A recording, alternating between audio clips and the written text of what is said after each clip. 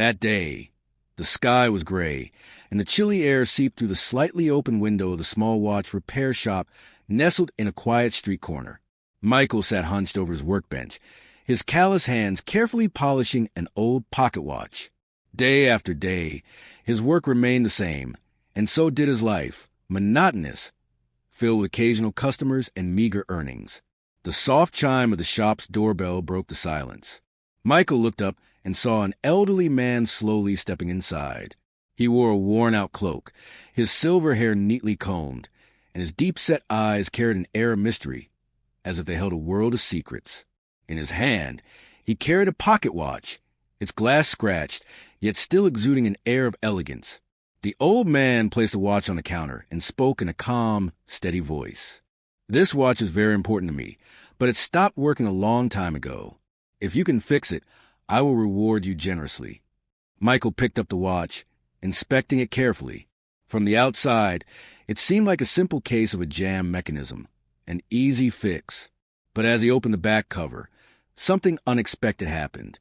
Inside, along with the intricate gears, was a neatly folded piece of paper. He glanced up at the old man, but the elderly figure remained composed, his eyes watching him expectantly. Slowly, Michael unfolded the paper. The handwriting was slightly uneven but firm. "If you truly seek a worthy reward, take this watch to the address at the end of the street. Fate will decide the rest." Michael frowned. He looked at the old man, but all he received in return was a mysterious smile. A storm of thoughts crashed through his mind. What kind of test is this? Why not pay me right here and now? Why must I go to some unknown place? Could this be a prank? Or a trap? His heart pounded a little faster. This small shop was his entire world, and he had no interest in being pulled into some bizarre game. But then, another thought crept into his mind. What if this is an opportunity? What if this old man is actually someone wealthy testing me? What if this is his way of selecting someone for an unimaginable reward? But if that were the case, why does he dress so humbly? Michael studied the watch again. There was something special about it, something beyond its worn exterior. A bold thought struck him. What if I keep this watch? What if it's worth a fortune? If it's made of gold or hides something valuable inside, I could sell it and escape this life of poverty forever. Greed began to take root. He imagined a life free from struggling to repair old watches, free from worrying about rent and meals. If he simply kept the watch for himself, all his troubles could vanish instantly. But then, another unsettling fear crept in. What if this is a trap? What if that address leads to something dangerous? What if this old man is insane, testing people's greed? What if this watch isn't an opportunity, but a curse? He looked up at the old man once more. The elder's gaze remained serene, as if he had already seen every thought running through Michael's mind. Michael's heart pounded. This was not just a watch. It was a test. If he went to that address, he might lose everything. But if he kept the watch, he might throw away the greatest chance of his life. He took a deep breath, his fingers tightening around the watch, sweat forming on his brow. And then he made his decision. Michael tightened his grip around the pocket watch, his fingers trembling slightly as the cold metal pressed against his palm. The weight of his decision bore down on him, an invisible force pressing against his chest, making it harder to breathe. His mind was a battlefield, a storm of conflicting emotions clashing violently against one another. Desire, doubt, fear, guilt, hope, asterisk, asterisk. The old man stood in silence, his gaze unwavering yet patient, as if he had seen the struggle unfold before countless times with countless people. His presence was neither threatening nor forceful, yet it carried an undeniable weight, a quiet authority that seemed to seep into Michael's very soul. Michael swallowed hard, his throat dry. He could already picture it. The life he had always dreamed of, a life free from hardship. No more long nights spent fixing broken machines under dim candlelight. No more counting every coin, stretching each meal, working until his hands were raw, just to keep himself afloat. If I take this watch and sell it, everything will change. His heart pounded as his mind painted vivid images of his future. He imagined himself stepping into the grandest district of the city, the cobblestone streets lined with extravagant shops and noblemen in fine tailored suits. A wealthy antique dealer would examine the watch, eyes widening in awe at its craftsmanship.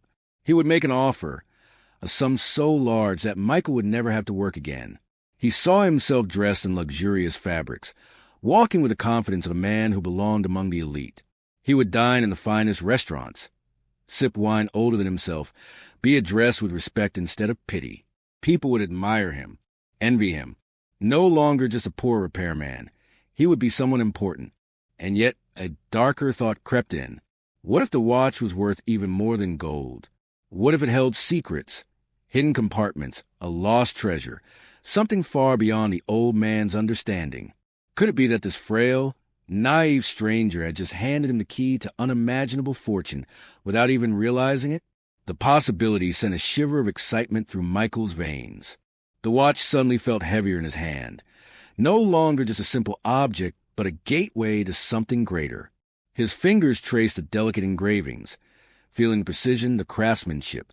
It was exquisite, far too valuable to be given away so carelessly. This is my chance, he told himself, his pulse racing. My one chance to escape this miserable life.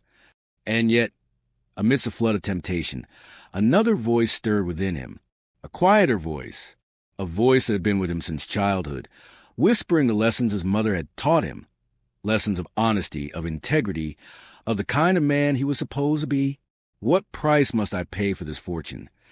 The thought sent a chill through him, his excitement faltering. He clenched his jaw, shaking his head as if to physically dispel the doubt. Who cares? He argued with himself. The old man is just a stranger. He trusted me, yes, but that was his mistake, not mine. I owe him nothing. But even as he thought it, the words fell hollow. Another doubt surfaced, one far more unsettling. If I truly deserve such wealth, then why am I hesitating? His hands tightened around the watch, his nails digging into his palm. He had dreamed of this moment his entire life, an opportunity to leave behind his struggles, to rise above the fate he had been born into. So why did it feel like something inside him was unraveling? He thought of his mother's voice again, soft but firm, teaching him that a man is measured not by his wealth, but by his choices. His stomach twisted. Would taking the watch change his fate? Or would it change who he was? A lump formed in his throat. His breathing was uneven now, his chest rising and falling in sharp, shallow breaths. His legs were tense, ready to move, ready to run. If he walked away now, if he vanished into the streets, this fortune would be his. All he had to do was leave. His fingers twitched. His feet felt like they were on the edge of a precipice, one step away from plunging into something irreversible. And then the old man spoke. His voice was calm, steady, yet it carried the weight of someone who had known loss, who had seen others walk this very path before. The weight of gold is heavy, but the weight of regret is far greater. Michael froze. His breath caught in his throat. His heart pounded so violently he could hear it echo in his ears. The old man's gaze was not one of judgment, not one of anger, just understanding, as if he had once stood at the same crossroads, as if he had made a choice and had spent a lifetime bearing its consequences. Michael's grip on the watch loosened. The cool metal, once so enticing, now felt like it was burning against his skin. For the first time since he had received it, he truly looked at the watch, not as a treasure, not as an escape, but as a test. This moment was not about wealth. It was about who he truly was. And the answer lay in his next choice. Michael stood frozen, the old man's words echoing in his mind like a distant bell tolling in the night. The weight of gold is heavy, but the weight of regret is far greater. His fingers loosened around the watch. The smooth, polished surface no longer felt like a gateway to fortune, but rather a question, one that demanded an answer he wasn't sure he could give. The war within him raged on. Every fiber of his being screamed at him to take it, to run, to claim the life he had always longed for. But the quiet voice inside, the one that spoke of honor, of integrity, was growing stronger. Slowly, painfully, he closed his fingers around the watch once more and took a deep breath.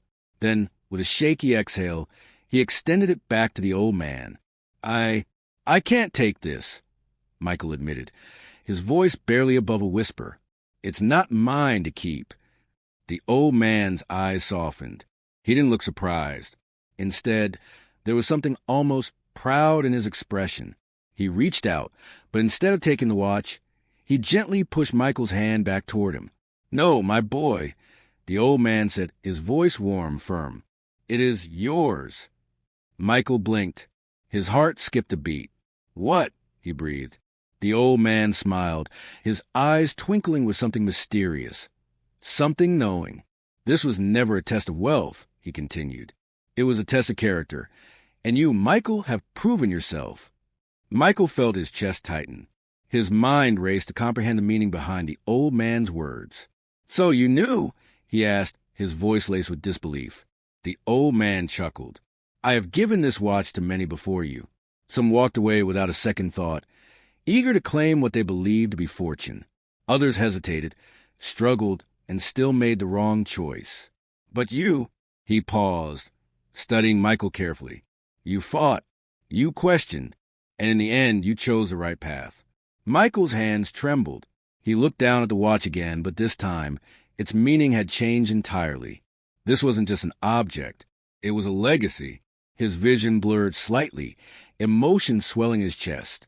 For so long he had believed that wealth was the answer to everything, that if only he had enough, he could finally be free. But now he realized something far more valuable had been given to him. A chance to prove the kind of man he truly was. He looked back up at the old man, his voice thick with emotion. "I don't know what to say." The old man simply nodded. "Then say nothing, but carry this lesson with you.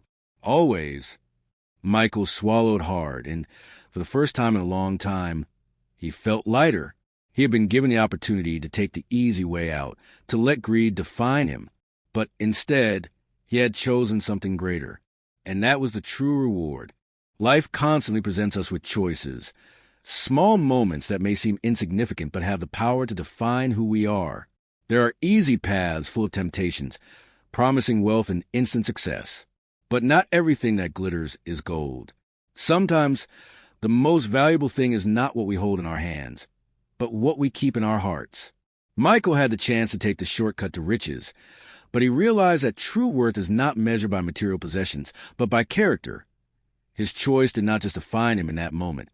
It shaped the person he would become. What about you? There will be times in life when you stand before a difficult decision. An easy opportunity may present itself, but is it truly the right path? Will you take the shortcut and ignore your conscience?